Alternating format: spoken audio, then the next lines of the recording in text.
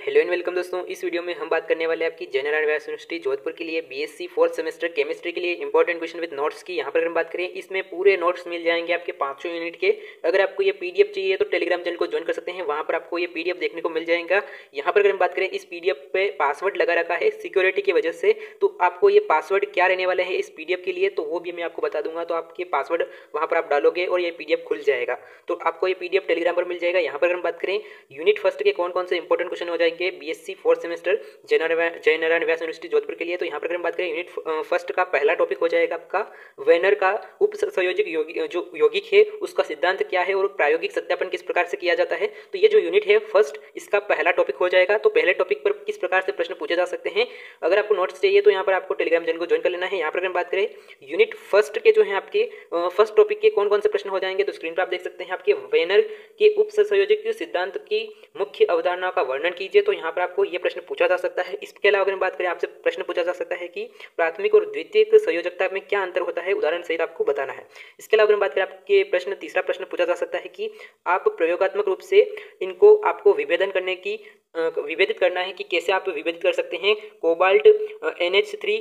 इसके अलावा अगर हम बात करें NH3 होल 5 Cl2, तो इसके बारे में आपको बताना है कि इनको कैसे विभेदित कर सकते हैं प्रायोगिक रूप से। तो ये इतना इंपॉर्टेंट नहीं है तीसरा प्रश्न, तो आपको सेकंड और फर्स्ट क्वेश्चन प्रिपेयर कर लेना है। इसके अलावा अगर हम बात करें, जो नेक्स्ट टॉपिक हो जाएगा यूनिट फर्स्ट का, नेक्स्ट टॉपिक है आपका यूनिट फर्स्ट का, वो है प्रभावी परमाणु संख्या अवधारणा। यहाँ पर अगर हम बात करें इस टॉपिक से कौन कौन से प्रश्न पूछे जा सकते हैं आपके यूनिट फर्स्ट के लिए, तो स्क्रीन पर आप देख सकते हैं प्रभावी परमाणु संख्या का नियम क्या है, उदाहरण सहित आपको बताना है। इसके अलावा अगर हम बात करें, आपको बताना है कि निम्नलिखित में से केंद्रीय धातु परमाणु की गणना किस प्रकार से की जाती है। इसके अलावा अगर हम बात करें, अगर आपको ये पीडीएफ चाहिए और आने वाले समय में जय नारायण व्यास यूनिवर्सिटी से जुड़ी जानकारी पानी है तो आप व्हाट्सअप चैनल को फॉलो कर सकते हैं। यहाँ पर जो है आपके JNU से संबंधित जानकारी आपको मिलती रहती है। इसके अलावा अगर हम बात करें, आपके नेक्स्ट जो हो जाएगा आपका किलेट क्या होता है, किलेट के बारे में आपको प्रश्न पूछा जा सकता है, यूनिट फर्स्ट का ही टॉपिक है आपका।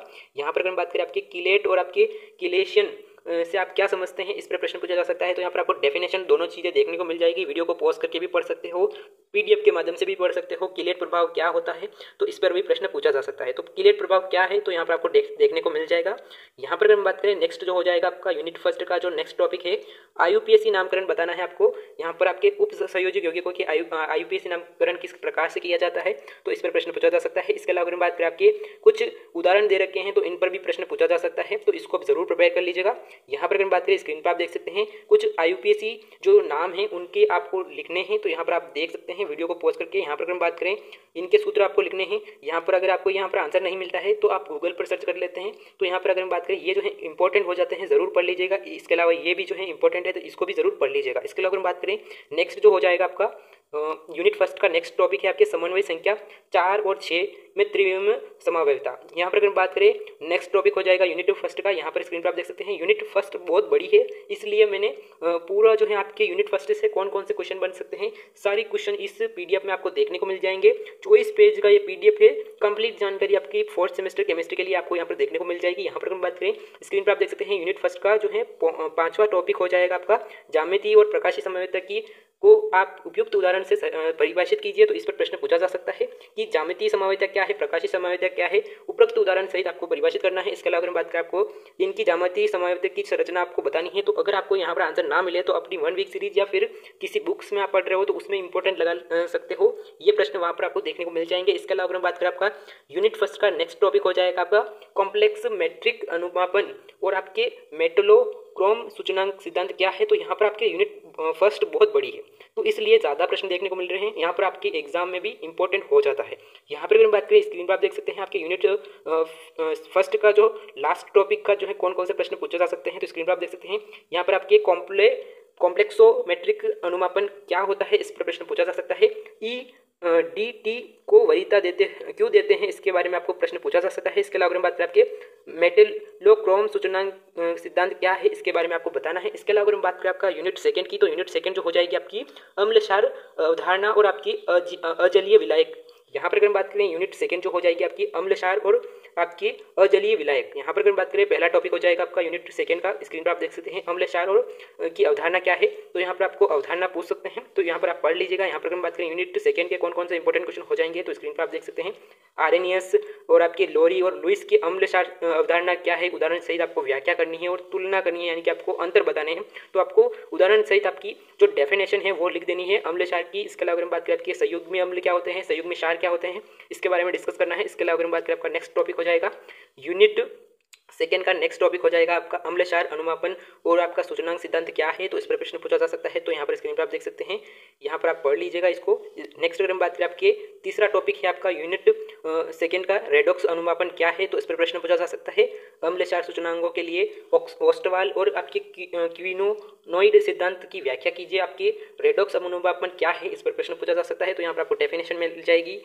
टॉपिक वाइज इंपॉर्टेंट क्वेश्चन और नोट्स से आपको यहाँ पर मिल जाएंगे। यहाँ पर हम बात करें आपके नेक्स्ट टॉपिक हो जाएगा यूनिट सेकंड का जलीय विलायक के बारे में आपको बताना है। अजलीय विलायक क्या होते हैं, डेफिनेशन क्या है। यहाँ पर हम बात करें इससे संबंधित कौन कौन से प्रश्न पूछे जा सकते हैं, तो स्क्रीन पर आप देख सकते हैं यूनिट सेकंड का लास्ट टॉपिक हो जाएगा, उस पर प्रश्न कौन कौन से पूछे जा सकते हैं। तो स्क्रीन पर आप देख सकते हैं जलीय विलायकों का वर्गीकरण किस प्रकार से किया जाता है, कैसे किया जाता है, इसके बारे में डिस्कशन करना है।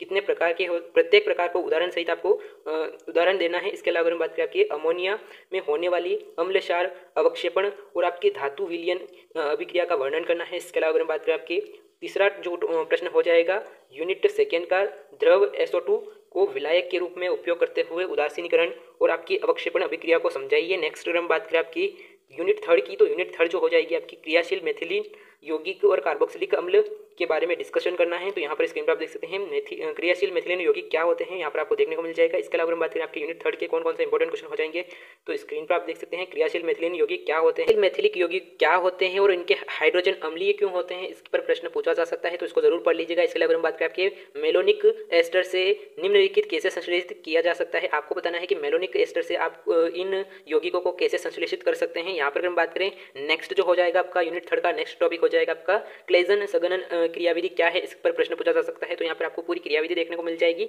यहाँ पर अगर हम बात करें कौन कौन सा प्रश्न पूछा जा सकते हैं आपको यूनिट थर्ड के सेकेंड टॉपिक से, तो यहाँ पर अगर हम बात करें आपके क्लेजन संघनन अभिक्रिया क्या है, एथिल एसीटेट के स्वसंगनन की क्रियाविधि से विस्तार से आपको समझाना है। इसके अलावा हम बात करें आपकी क्लेजन संगनन में जो है आपकी सोडियम एथोक्साइड की भूमिका क्या है, इस पर प्रश्न पूछा जा सकता है। इसके अलावा हम बात करें आपके यूनिट थर्ड का थर्ड टॉपिक हो जाएगा आपका हेल्वोहाल्ड जेलेस्की अभिक्रिया क्या है, इस पर प्रश्न पूछा जा सकता है। तो यहाँ पर हम बात करें हेल्वोहाल्ड जेलेस्की अभिक्रिया की, तो यहाँ पर स्क्रीन पर आप देख सकते हैं आपको प्रश्न पूछा जा सकता है कि हेल्वोहाल्ड जेलेस्की अभिक्रिया क्या है, संक्षिप्त टिप्पणी लिखिए। तो इसके अलावा हम बात करें आपके यूनिट फोर्थ के कौन कौन से इंपॉर्टेंट क्वेश्चन हो जाएंगे। यहाँ पर अगर बात करें यूनिट फोर्थ जो है आपके दो भागों में विभाजित की गई है, भाग ए और भाग बी। भाग ए में आपके नाइट्रोजन यौगिकों के बारे में पूछा गया है, तो यहाँ पर आपके नाइट्रोजन एल्किन, नाइट्रो एल्किन और आपके नाइट्रेन एरिन क्या होते हैं। तो यहाँ पर अगर बात करें प्रश्न कौन कौन से पूछे जा सकते हैं यूनिट फोर्थ के ए भाग से, तो यहाँ पर स्क्रीन पर आप देख सकते हैं यहाँ पर आपका पहला प्रश्न हो जाएगा भाग ए से यूनिट फोर्थ के लिए। तो यहाँ पर आपका प्रश्न है हो जाएगा पहला प्रश्न हो जाएगा नाइट्रोबेंजीन का अम्लीय, क्षारीय और उदासीन माध्यम में अपचयन करने पर क्या उत्पाद प्राप्त होता है, इस पर प्रश्न पूछा जा सकता है कि आपके अम्लीय, क्षारीय और उदासीन माध्यम में अपचयन कराने पर क्या उत्पाद प्राप्त होता है, अभिक्रिया लिखिए। इसके अलावा अगर बात करें आपके एल्किन अमीनो की क्षारीयता की तुलना अमीनो और आपकी एलिन से कीजिए। इसके अलावा अगर हम बात करें आपके हेल्सबर्ग अभिक्रिया का उपयोग करके 1 डिग्री, 2 डिग्री और 3 डिग्री अमीनो की जो मिश्रण कैसे पृथक किया जा सकता है, आपको बताना है कि हेल्सबर्ग अभिकर्मक का उपयोग करके 1 डिग्री, 2 डिग्री, 3 डिग्री एमिनो का के मिश्रण को आप कैसे पृथक करेंगे। इसके अलावा हम बात करें आपके यूनिट फोर्थ का B part, unit fourth B हो जाएगी आपकी प्रवस्था साम्य व्यवस्था। यहाँ पर अगर हम बात करें यहाँ पर कौन कौन से प्रश्न पूछे जा सकते हैं प्रवस्था साम्य व्यवस्था की, तो यहाँ पर अगर हम बात करें स्क्रीन पर आप देख सकते हैं प्रवस्था साम्य व्यवस्था में प्रश्न पूछा जा सकता है कि गिब्स प्रावस्था के नियम क्या है, तो यहाँ पर आपको प्रश्न पूछा जा सकता है। इसके अलावा अगर हम बात करें आपके जल तंत्र में प्रवस्था आरेख का वर्णन कीजिए। इसके अलावा अगर हम बात करें आपकी लैंड सिल्वर तंत्र के प्रवस्था आरेख की सहायता से लेड के विजरंतीकरण की प्रक्रिया को आपको समझाना है, तो यहाँ पर आपको ये प्रश्न पूछा जा सकता है। इसके अलावा अगर हम बात करें आपके यूनिट फिफ्थ की, तो यूनिट 5th हो जाएगी आपके क्वांटम यांत्रिकी। यहाँ पर अगर हम बात करें कौन कौन से प्रश्न पूछे जा सकते हैं, तो आपको यहाँ पर 2 प्रकार के प्रश्न देखने को मिल जाएंगे, लघुतरात्मक और दीर्घ लघुतरात्मक। यहाँ पर अगर हम बात करें लघुतरात्मक प्रश्न किस प्रकार से पूछे जा सकते हैं यूनिट 5th से, तो यहाँ पर अगर हम बात करें स्क्रीन पर आप देख सकते हैं लघुतरात्मक प्रश्नों की स्क्रीन पर आप देख सकते हैं। पहला प्रश्न हो जाएगा आपका हाइड्रोजन स्पेक्ट्रम की बामर श्रेणी की व्याख्या कीजिए, तो ये भी इंपॉर्टेंट क्वेश्चन हो जाता है। Second question very very IMP question है यहाँ पर आपका क्वेश्चन बनता है कि साई और साई स्क्वायर की भौतिक महत्व क्या है, इसके बारे में पूछा जा सकता है। आपको पूछा जा सकता है कि साई क्या है, साई स्क्वायर क्या है, तो यहाँ पर आपको इसकी परिभाषा पूछ सकते हैं। तो एक ही बात है, महत्व क्या है, परिभाषा क्या है, तो यहाँ पर आपको प्रश्न पूछा जा सकता है कि साई और साई स्क्वायर की परिभाषा क्या है, भौतिक महत्व क्या है। एक ही बात है, विशेषता क्या है, साई और साई स्क्वायर की विशेषता क्या है। तो ये एक वेरी वेरी इंपॉर्टेंट क्वेश्चन है, जरूर पढ़ लीजिएगा। इस पीडीएफ में जो है आपको नोट्स मिल जाएगा, वहां पर आप देख सकते हैं। तो ये जो है वेरी वेरी इंपॉर्टेंट क्वेश्चन है। इसके अलावा अगर हम बात करें आपके अवभाव सिद्धांत और आपके n+l का नियम क्या है, तो ये भी एक इंपॉर्टेंट क्वेश्चन हो जाता है कि n+l का नियम क्या है, जरूर पढ़ लीजिएगा। इसके अलावा हम बात करें आपके पाउली का अपवर्जन सिद्धांत क्या है, हुंड के अधिकतम बहुलकता के नियम को उदाहरण सहित आपको समझाना है। इसके अलावा हम बात करें आपके क्रोमियम और आपके कॉपर का इलेक्ट्रॉनिक विन्यास असंगत क्यों होता है, इसके बारे में आपको बताना है। इसके अलावा हम बात करें विनिमय ऊर्जा से आप क्या समझते हैं, इस पर प्रश्न पूछा जा सकता है। इसके अलावा हम बात करें आपके त्रिज्य नोड और आपके कोणीय नोड में क्या अंतर होता है, इस पर प्रश्न पूछा जा सकता है। पी ऑर्बिटल के लिए इनकी गणना कीजिए। इसके अलावा हम बात करें आपके चारों क्वांटम संख्याओं के महत्व को संक्षिप्त में लिखना है। आपको बताना है कि चारों क्वांटम संख्या क्या है, उनका क्या परिभाषा हो जाएगी, क्या महत्व है, तो इस पर प्रश्न पूछा जा सकता है। चारों क्वांटम संख्या क्या है, इस प्रकार प्रश्न पूछेंगे। इसके अलावा हम बात करें आपके पहला प्रश्न हो जाएगा दीर्घ लघुतरात्मक प्रश्नों में, बड़े प्रश्नों में पूछा जा सकता है कि श्रोडिंगर तरंग समीकरण की व्युत्पत्ति कीजिए। तो अगर आपको इस पीडीएफ में ये जो है व्युत्पत्ति नहीं मिलती है, तो आपको क्या करना है, 1 वीक सीरीज किसी भी बुक में पढ़ रहे हो तो वहां पर आपको व्युत्पत्ति देखने को मिल जाएगी, यानी कि आपके जो है इंपॉर्टेंट हो जाता है इसका डेरिवेशन। इसके अलावा अगर हम बात करें आपके क्वांटम संख्या क्या है, तो इसमें आपको देखने को मिल जाएगी इस पीडीएफ में। तो ये वेरी वेरी इंपॉर्टेंट क्वेश्चन हो जाता है। इसके अलावा अगर बात करें आपके 1s और आपके 2s ऑर्बिटल के लिए त्रिज्य तरंग फलन और त्रिज्य वितरण फलन की एक ग्राफ खींचिए। इसके अलावा अगर हम बात करें इसकी व्याख्या करनी है, तो ये आपको इंपॉर्टेंट हो जाता है। इसके अलावा अगर हम बात करें इस पीडीएफ का पासवर्ड क्या रहने वाला है, यहाँ पर अगर हम बात करें, अगर आप जैसे ही इस पीडीएफ को खोलने की कोशिश करोगे टेलीग्राम पर, तो आपको पासवर्ड का ऑप्शन देखने को मिल जाएगा। तो आपको पासवर्ड क्या दर्ज करने हैं, JNU टाइप करना है, आपको JNVU वहाँ पर टाइप करना है स्मॉल में। तो स्मॉल में जैसे ही आप JNVU टाइप करोगे और जो इंटर पर क्लिक करोगे, तो आपका ये पीडीएफ खुल जाएगा। इसके अलावा अगर हम बात करें मैंने पासवर्ड क्यों लगाया है, तो कुछ सिक्योरिटी के इशू के कारण मैंने पासवर्ड लगा दिया है। अगर आपको फिर भी दिक्कत आती है तो टेलीग्राम पर मैसेज का ऑप्शन देखने को मिल जाता है, उस पर आप मैसेज कर सकते हैं, वहां पर मैं आपको रिप्लाई कर दूंगा। यहाँ पर अगर हम बात करें आने वाले समय में जनरल वायर यूनिवर्सिटी से जुड़ जानकारी पढ़ने के लिए चैनल को सब्सक्राइब करें। थैंक यू, जय हिंद।